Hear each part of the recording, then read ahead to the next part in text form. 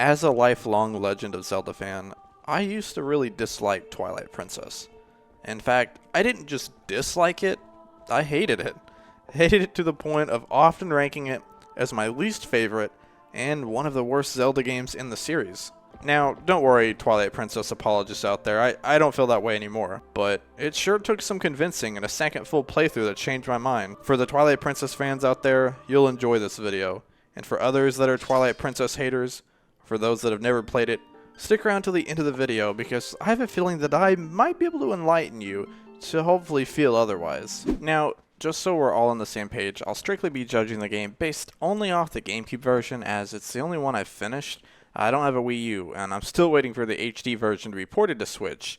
or Switch 2, or, whatever. Oh, and I also hate motion controls. Now, I think that we need to begin by looking at all the reasons why I absolutely did not like Twilight Princess. For starters, it's dark. The previous 3D Zelda was Wind Waker, and the cel-shaded art style alone won me over. So going to the complete opposite look was definitely making my eyes sore. I just got the feeling that the game was kind of trying to be a little edgy. But then again though, it seemed like lots of games in this generation try to get edgy as well. I mean gosh, look at Resident Evil 4. Resident Evil got edgy. Look at Shadow the Hedgehog. The Sonic franchise got really edgy. Look at Mario. Okay, Mario just went on vacation. But Legend of Zelda sure got at least a little bit edgy. I meant, for real, how else to capitalize on the success of the Twilight movie than having the whole game revolve around Twilight and having Link go full Team Jacob? I'm still waiting on the game where Link is a vampire and goes Team Edward on this one. It's kind of interesting to look back at how Twilight Princess and Wind Waker were received when they came out versus now. Back then, that was 20-ish years ago. Wow, okay. 20 years ago, after the success of Ocarina of Time, Zelda fans were clamoring for some more realistic Zelda content. They thought they were going to get it after that notorious Space World demo of Link fighting Ganondorf, but Nintendo pulled an all-time prank, and in a swerve that will forever be remembered, they got Wind Waker instead. Needless to say, Zelda fans were not pleased. They wanted something more like, Twilight Princess. Fast forward to today, and it seems to be the opposite. Wind Waker is one of the most beloved games in the series, and the cel shading lived on in Breath of the Wild and Tears of the Kingdom. And Twilight Princess, well, I rarely hear anybody talk about Twilight Princess. I also was never really able to get fully into the Twilight Princess mindset, because I personally found the first half of the game to be a little bit of a grind. And I don't mean the fun grind. You know me, I'd never run from a grind. No, I mean this kind of grind. The grind of having to herd these goats 3 separate times. Once, not terrible. The second time, okay. A third time, it's just too much, man. I'm not a farmer. But herding goats 3 separate times, doing the same section through the canyon where you have to fly through it, becoming a wolf, finding tear thingies, becoming human, becoming a wolf, finding, rinse and repeat, all that jazz. Oh, and the water temple? Gosh.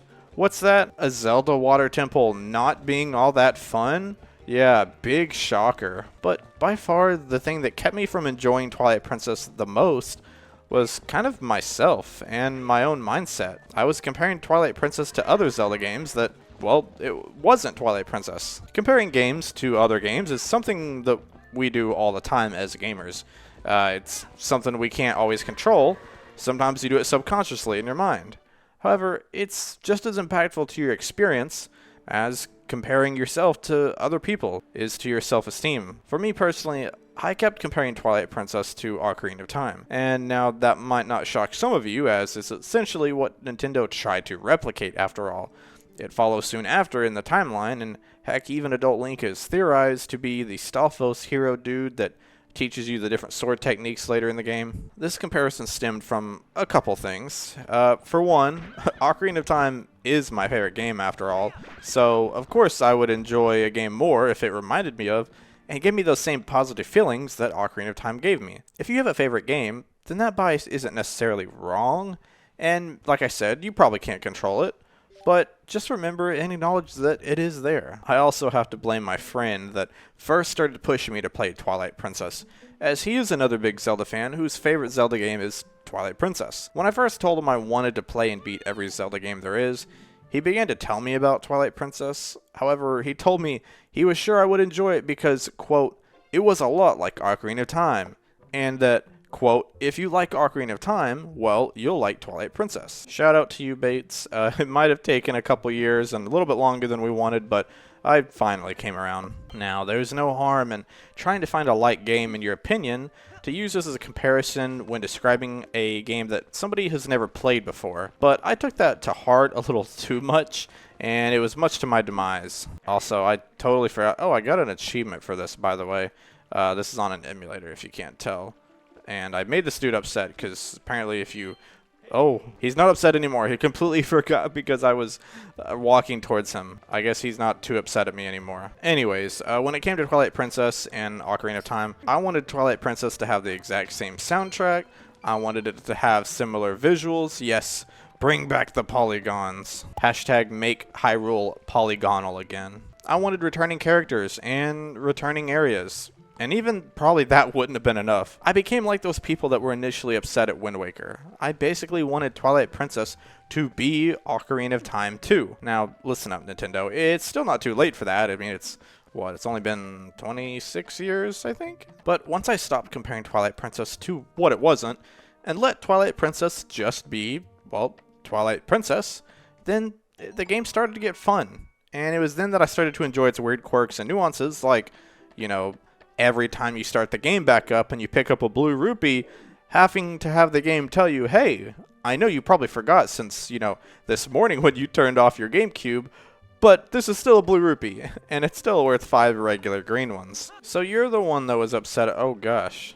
Hey kitty. I just got a kitty not too long ago, and kind of almost looks like that a little bit, but more gray. Sorry, I got distracted. Back to my point. So I still didn't enjoy goat herding per se 3 different times, and I didn't really like going on fetch quests for tears over and over again, but I did enjoy swinging around with monkeys in the forest temple. I also enjoyed sumo wrestling Gorons. That was interesting. And of course the water temple still sucked, but the story with the Zoras was so moving and lends to the idea that this game is serious. The world is at stake, danger is real, and people do die. I'm not trying to be dark and wish for death in all my games, but often I find that games fail to communicate the dangers of its villains. Every game wants their villains to be intimidating, but by the end of the game, the villain didn't really do anything. When you beat Twilight Princess, the Zora Queen is, well, still gone. She doesn't come back. It's why it's so important to save Hyrule before more lives are taken for good. It's why my favorite Marvel movie is Infinity War, and most will talk about Endgame and how iconic it was. But man, when Thanos snapped his fingers and the credits rolled with half the heroes just gone, I'll never forget leaving the theater after that one. Also, something that I've never understood about this game is this lady right here. She's pregnant, she's got a kid, and she looks like she's Link's age. She looks really young, but she's, I guess, married to the guy in the opening cutscene that's like the warrior, and he looks old. He looks kind of old, but I'm not going to judge too much. This is probably reading too much into the game. Also, I started to walk off and realized I still had a hold of this thing. You gotta wait till she catches up. And being pregnant, well, we just have to be nice and let her go at her own pace. And yes, I did name my character Lunk. I usually name him variations of Link, like Link, Lank, Lonk, Lonk, Lunk. And I love how excited he is for a fishing rod. And she looks concerned with how excited he is for that fishing rod. Wow, she just gave away her son's fishing rod. That's okay. Alright, I feel kind of bad taking this from him, but maybe he won't notice. The game does get better after the first half or so. Once you can get to where you can swap freely between Human Link and Wolf Link, the game really starts to shine. Early game, when you're told to be Human Link... Oh, this is going to be hard to do while I'm reading a script. 1 second. I forgot just how much I hate fishing minigames. In Legend of Zelda, it's not fun. In Sonic games, it's not fun. There is a reason that I stay inside and make YouTube videos about overanalyzing video games, and I'm not out on the water fishing. I'm not good at it. Fish on. Oh my gosh, I forgot how to fish. Dagnabbit. I forgot how to fish, so I'm just gonna... Okay, I guess that'll work. I just pulled straight up. Link just had his arms straight up in the air, just trying to pull the fish back. Guys, don't ever take me fishing with you. The worst part of it is you actually have to do it twice. because you catch one and it kind of shows you how to fish. But to continue the story, you have to get a second fish. I'm just going to do the same thing. Fish on. Look, this is so stupid. Okay. We did all that just so the little kitty... Oh, he's upset. He's upset that the cat took his fish. We did all that just for him. Don't worry, guys. The fishing minigame was not one of my points for why you should play Twilight Princess. But anyways, early game, when you're told when to be Human Link and when to be Wolf Link, it often gets fairly one-dimensional. However, when you can be both, it's way more fun to explore the different areas and see how you can get to new rewards and new spots as different forms of Link. Some of the best moments in the game, for me, were all in the second half of the game, where I'd be stuck somewhere for like half an hour, maybe more, and then out of nowhere I'd have this epiphany, like, wait a minute. Have I tried to be Wolf Link here? And the next thing you know, the solution would be right in front of my eyes. Yeah, I don't think he caught that fish by himself, lady, but whatever. At least we got milk, half of milk in a bottle. Wonderful. Dang, man, I need 11 more rupees for that. Guess I'll be throwing more pumpkins again. I guess you could say I'm smashing pumpkins. But anyways, that brings me back to the next big thing that I love about Twilight Princess. And no, it's not smashing pumpkins. But the first 3 temples outside of the water temple are, well, mid at best. But let's be real. Do you play Zelda games for mid dungeons? No, you don't. You play Zelda games for incredible dungeons, for absolute masterpieces. Now, I'm not sure if I'd label every one of these as masterpieces, but having Arbiter's Grounds, Snow Peak Ruins, the Temple of Time, and the City in the Sky, heck, you can even throw in Palace of Twilight too. But having those 5 dungeons in a row consecutively may be the best string of dungeons in any Zelda game. I love Ocarina of Time, but when lined up against Twilight Princess's dungeons, I can't say with a straight face that they match up. Also, I was today years old when I learned that the Wii U HD version has an extra dungeon accessible only through Amiibo? I guess I need a Wii U. There's other things I like about the game, but they kind of involve spoilers.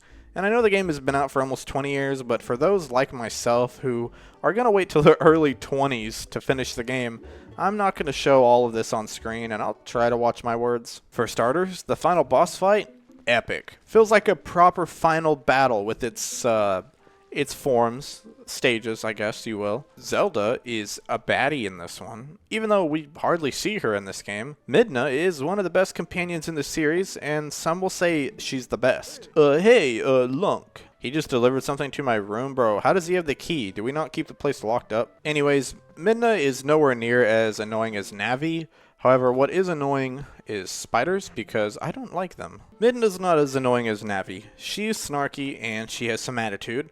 Plus, you find out she's also a baddie at the end, which ends up getting more emotional than I predicted, and I just can't continue. If I continue talking about it, I'm afraid I'll just spoil something. The items you get in this game are fundamentally sort of different from past games, which was unexpected, but refreshing by the end. I have a couple favorites, but by far my favorite item is the one you get in Arbiter's Grounds. I'm not going to say what it is, but man, I really had my head spinning trying to think how they could top the other previous items. Last but certainly not least, the thing that stuck out to me most was the previously aforementioned Temple of Time. Without a shadow of doubt, this was my favorite dungeon, and maybe my favorite moment in the entire game. And this wasn't after beating the dungeon that I realized this, or after having just been there for a while. This was just in the opening seconds of entering the place. As I stated numerous times in the video now that you're probably getting sick of it, Ocarina of Time is my favorite game of all time, no pun intended, and it made me into the gamer that I am today. I've formed lots of core beliefs and values about gaming because of it.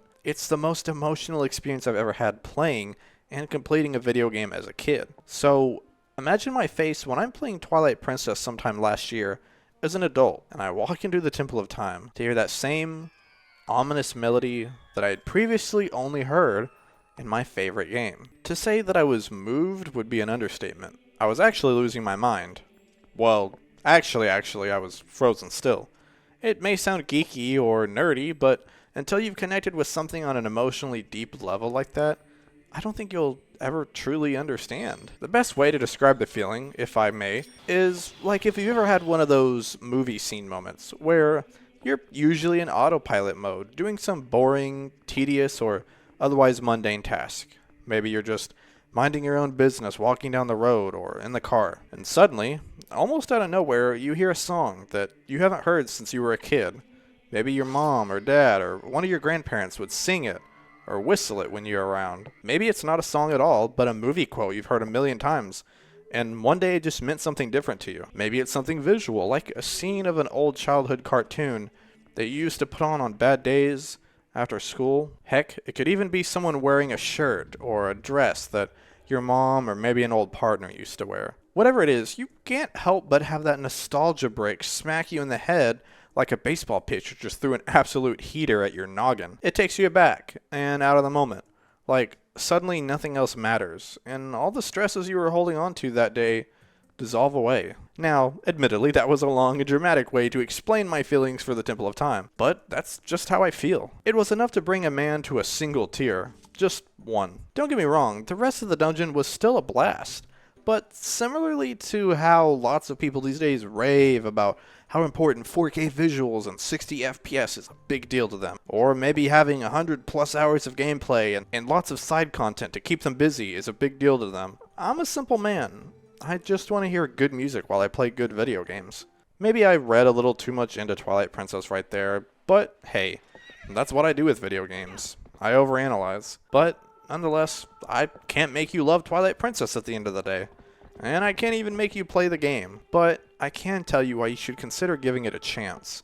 And why, if you really try to, it's not all that difficult to learn how to love The Legend of Zelda Twilight Princess. To everyone that watched all the way through me ranting about Twilight Princess and me glazing up the Temple of Time, thank you so much. 2 things for you guys. 1, leave a comment about your experience with Twilight Princess and what you thought about it, good or bad. If you haven't played it, maybe count how many times I said Twilight Princess, or give me another game to make a video about. The second thing, check out this video here, where I read a little too much into Ocarina of Time, and how you, yes you watching this video, are actually the hero of time.